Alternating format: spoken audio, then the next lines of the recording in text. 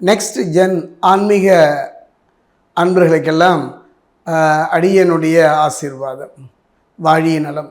அந்த வகையில் பார்க்கும் பொழுது மனித வாழ்வை பொறுத்த வரைக்கும் ஒரு போராட்டம் நிறைந்த ஒரு வாழ்வாகத்தான் போய்விடுகின்றது. பிறப்பில் இருந்து அவன் ஒரு நிலையை அடைகின்ற வரை எத்தனை விதமான போராட்டங்களை அவன் சந்திக்கின்றான். துரோகங்கள், ஏமாற்றங்கள், சந்தோஷங்கள் இன்று ஒவ்வொன்றும் அவன் வாழ்விலே கலந்து விளையாடுகின்றது. அப்படிப்பட்ட ஒரு மனிதன் ஒரு நம்பிக்கை, அந்த நம்பிக்கையை அவன் இறைவன் மீது வைக்கின்றான். இறைவன் சார்ந்த இறைவனாய் அம்சமாகிய அந்த நவகிரகங்களின் மீது வைக்கின்றான்.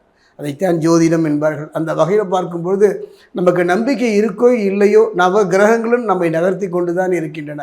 அந்த வகையில் பார்க்கும்பொழுது நவ கிரகங்களை பொறுத்த வரைக்கும் பலம் வாய்ந்த கிரகம், பலம் குறைந்த கிரகம் என்றெல்லாம் இல்லை. நம்முடைய கர்மாவுக்கேற்ற பலனை அந்தந்த காலகட்டத்தில் அவை தந்து கொண்டு தான் இருக்கின்றன. அந்த வகையில் பார்க்கும் பொழுது கர்மாவினுடைய கர்த்தா என்று சொல்லக்கூடிய சனி பகவான். அதே நேரத்தில் பார்த்தீங்கன்னா குரு, ஒரு மனிதனுடைய வாழ்க்கையில் நல்ல மனைவி, நல்ல பிள்ளை, நல்ல தொழில், நல்ல வாழ்க்கை அமைய வேண்டுமானால் இவருடைய பார்வை தேவை. அந்த வகையில் பார்க்கும்பொழுது சொல்வார்கள், கிராமப்புறங்களிலே தாயோடு சுவையும், தந்தையோடு துணையும், மனைவியோடு மானமும், குருவோடு எல்லாமும் போய்விட்டது என்று சொல்வார்கள். ஆக ஒரு குரு ஒருவனே அனைத்தையும் திருப்பி தரக்கூடியவன். அந்த வகையில் பார்க்கும்போது குரு, ஜோதிட சாஸ்திரத்தில் குருவின் பார்வைக்கு அவ்வளவு சிறப்புங்க. அந்த வகையில் பார்க்கும்பொழுது சமீபத்தில் தான் நம்ம சனிப்பெயர்ச்சியை கடந்து நம்மை நோக்கி அது நகர்ந்து வந்து கொண்டே இருக்கின்றது. கர்மாவின் பலனை தந்து கொண்டிருக்கிறது. அந்த வகையில் பார்க்கும்பொழுது குரு பயிற்சி, குரு பகவானை பொறுத்த வரைக்கும் ஒரு கிரகத்திலிருந்து இன்னொரு கிரகத்துக்கு மாறுவதற்கு குறைஞ்சமான ஒரு காலம் தான். அந்த வகையில் பார்க்கும்போது திருக்கணிதம், வாக்கியம், இந்த ரெண்டும் தான் எடுத்துக்கொள்ளப்படுகின்றது. அந்த வகையில் பார்க்கும்போது வாக்கிய பஞ்சாங்கம், வாக்கிய பஞ்சாங்கம் பிரகாரம் பார்த்தீங்கன்னா மே மாதம் 26ஆம் தேதி குரு பகவானை பொறுத்த வரைக்கும் மிதுனத்திலிருந்து கடகத்துக்கு பெயர்ச்சி ஆகிவிட்டார். அதே பார்த்திங்கன்னா திருக்கணித பிரகாரம் பார்த்திங்கன்னா ஜூன் மாதம் 2ஆம் தேதி அவர் பெயர்ச்சி ஆகின்றார். இந்த குரு பயிற்சி எந்த விதமான ஒரு தாக்கத்தை, எந்த விதமான ஒரு நிம்மதியான ஒரு வாழ்வை தருமா என்று இப்போ கேள்வி நம் முன் எழுந்து நிற்கின்றது. அந்த வகையில் பார்க்கும்பொழுது இந்த குரு பயிற்சி, இந்த குரு பயிற்சியை நம்ம அவளோடு எதிர்பார்க்கிறோம். அரசியல் மட்டுமல்ல, ஆன்மீகம் மட்டுமல்ல, தொழில் மட்டுமல்ல, நம்முடைய வாழ்வுக்கு இந்த குரு பயிற்சி மிகப்பெரிய ஒரு மாற்றத்தை தருமா? தரும். காரணம் என்னன்னா, மிதுனம் என்பது புதனுடைய இடம். அந்த இடத்தில் இருந்து அவர் இப்போ பார்த்தீங்கன்னா சந்திரன் மனோகாரனுடைய இடத்தை நோக்கி அவர் நகர்ந்து விட்டார். இது எவ்வாறு இருக்கும், எந்த விதமாக நம் வாழ்வை நடத்தி தரும் என்பதைத்தான் நம்ம சோடி பிரசன்னத்தில் பார்க்க போகிறோம். என்னுடைய அனுபவத்தில் பார்த்தீங்கன்னா குரு பகவானை பொறுத்த வரைக்கும் 3 கிரகங்கள் இங்கே, சூரியன், சந்திரன், அதே நேரத்தில் பார்த்தீங்கன்னா செவ்வாய், இவர்களாம் நண்பர்களாக இருக்கின்றார்கள். நண்பர்களாக இருந்தாலும் கூட இந்த சோடி பிரசன்னம் என்பது ஒரு அற்புதமான ஒரு கலை. அதாவது இந்த சோடி பிரசன்னம் என்பது ஆழ் மனத ரகசியங்களையும் எப்பொழுதோ செய்த கர்மாவின் பலனையும் கணித்து சொல்லக்கூடியது தான். அந்த வகையில் சனி பகவானுடைய நிலையையும் குரு பகவானுடைய நிலையையும் வைத்து இப்போ நான் சோழி பிரசனம் பார்க்க போகிறேன். 12 ராசி 27 நட்சத்திரத்துக்கு. அதே நேரம் ஜனன காலத்தில் குருவினுடைய அமைப்பு சரியாக அமர்ந்து விட்டால் அற்புதம்.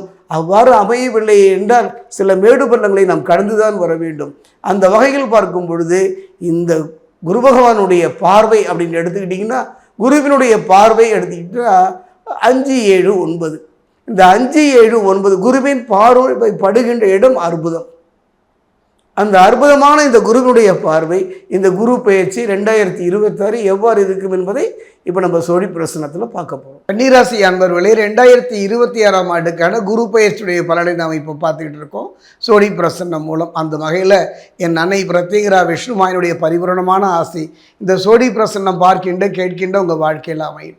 அந்த வகையில் பார்க்கும்பொழுது குரு பகவானுடைய பயிற்சி மட்டுமே நமக்கு முழுமையான நற்பலனை தந்துவிடாது. கர்மா என்று ஒன்று இருக்குல்ல, அந்த கர்மாவின் பலன் தானே நமக்கு இன்பத்தையும் துன்பத்தையும் கலந்து தரப்போகின்றது. அந்த கர்மாவின் கர்த்தா என்று சொல்லக்கூடிய சனி பகவானுடைய பயிற்சியை வைத்து நாம் பார்க்க போகிறோம். அந்த வகையில் பார்க்கும்போது குரு பகவானினுடைய பார்வைன்னு பார்த்தீங்கன்னா 5, 7, 9. அதே நேரத்தில் சனி பகவானுடைய பார்வை என்னன்னு பார்த்தீங்கன்னா 3, 7, 10.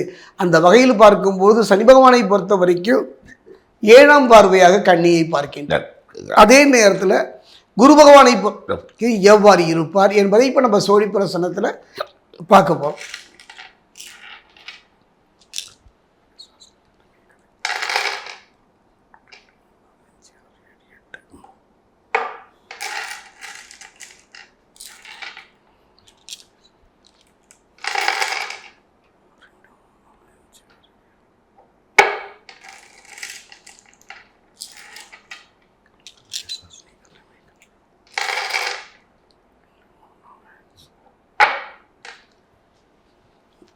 கன்னிராசி அன்பர்களே, எத்தனை துன்பங்கள், எத்தனை துயரங்கள், எத்தனை வேதனைகள், இருக்கும் இடத்தை விட்டு நகர்ந்து விடலாமா, போதுமடா இந்த வாழ்க்கை என்று புலம்பிய காலங்கள் எல்லாம் கடந்து போகின்ற ஒரு அற்புதமான ஒரு காலகட்டம். காரணம் கர்மா தானே. தீதும் நன்றும் பிறதரா வருவது போல என்றோ செய்த தவறுக்கு இன்று நாம் அனுபவிக்கின்ற ஒரு நிலையைத்தான் சந்திக்கிறோம். யார் கூடயும் கெடுக்கவில்லை, யாரையும் ஏமாற்றவில்லை, என் தலையில் மட்டும் இத்தனை துன்பங்களும் துயரங்களும் ஏன் தொடர்ந்து வருகின்றது என்று புலம்புவதை நாம் பார்க்கின்றோம். அப்படிப்பட்ட ஒரு காலகட்டத்தில் இந்த குரு பகவானுடைய பயிற்சி காரணம் என்னென்னா, என்னுடைய அனுபவத்தில் குரு ஒருவன் தான் நம்முடைய வாழ்வை திசை திருப்பக்கூடியவன்.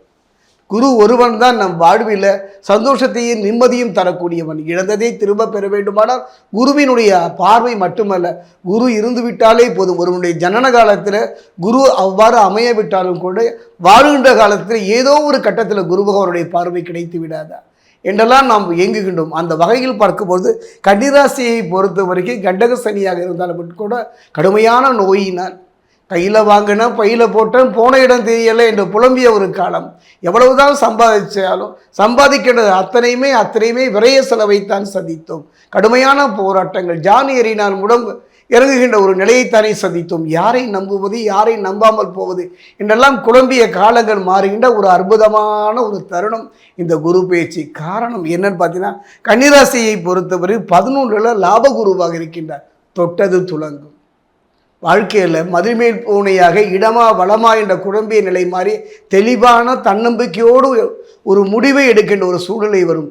காதல் திருமணமா, பெரியவங்க பயத்து வைக்கிற திருமணமா என்ற ஒரு நிலை மாறி மனதுக்கேற்ற ஒரு நல்ல வாழ்வு அமையும். குடும்பத்தில் குழப்பமான ஒரு சூழ்நிலை நிலவி சிலரெல்லாம் வீட்டை விட்டு நகர்ந்திருப்பார்கள். அந்த நிலை மாறும்.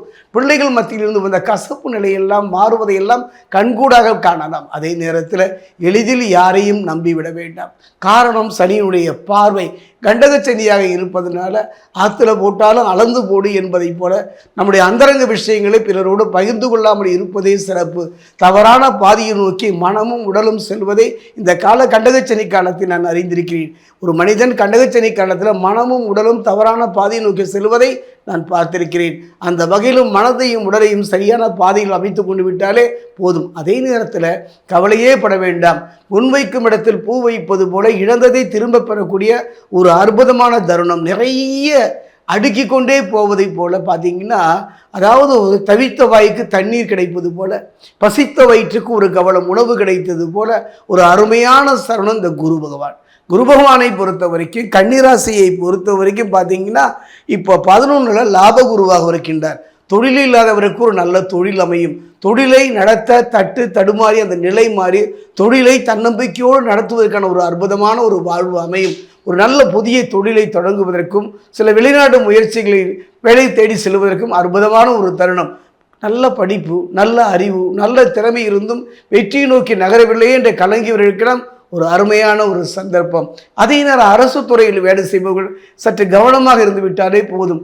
தான் உண்டு தன் வேலை உண்டு இருந்து விட்டால் எந்த பிரச்சனையும் இல்லை. சிலருக்கெல்லாம் பார்த்தீங்கன்னா பதவி உயர்வோடு கூடிய நல்ல இடமாற்றத்தை சந்திப்பீர்கள். நீண்ட நாள் இழுத்தடித்த வம்பு வழக்குகளாக இருந்தாலும் சரி, கணவன் மனைவிக்குள்ளே இருந்து வந்த கருத்து வேறுபாடுகள் யாவும் படிப்படியாக குறைவதை பார்க்கலாம். அந்த நிலை மாறுகின்ற ஒரு அற்புதமான தருணமும் இந்த காலகட்டம் தானே. நீங்கள் செய்ய வேண்டியது ஒன்றே ஒன்றுதான். சாட்சிக்காரன் காலை விட சண்டைக்காரன் காலை விடுவது என்பதை போல குரு. இந்த குருவை பொறுத்தவரைக்கும் சனியினால் வரக்கூடிய கர்மாவினுடைய பலனை தடுக்கின்ற ஒரு கேடயம், ஒரு அருமையான சந்தர்ப்பம். சிந்திய கண்ணீருக்கு பலன் தரக்கூடிய ஒரு அருமையான ஒரு வாய்ப்பு.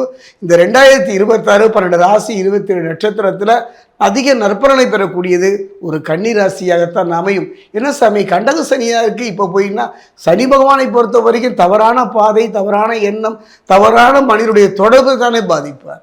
அந்த வகையில் குரு பகவானை பொறுத்த வரைக்கும் இந்த கன்னிராசி வரைக்கும் 11ல் குரு லாபகுருவாக இருப்பதனால் கலங்க வேண்டாம். அற்புதமான ஒரு யோக பலன் தரக்கூடிய ஒரு நல்ல நிலை 2026 இந்த குரு பயிற்சி.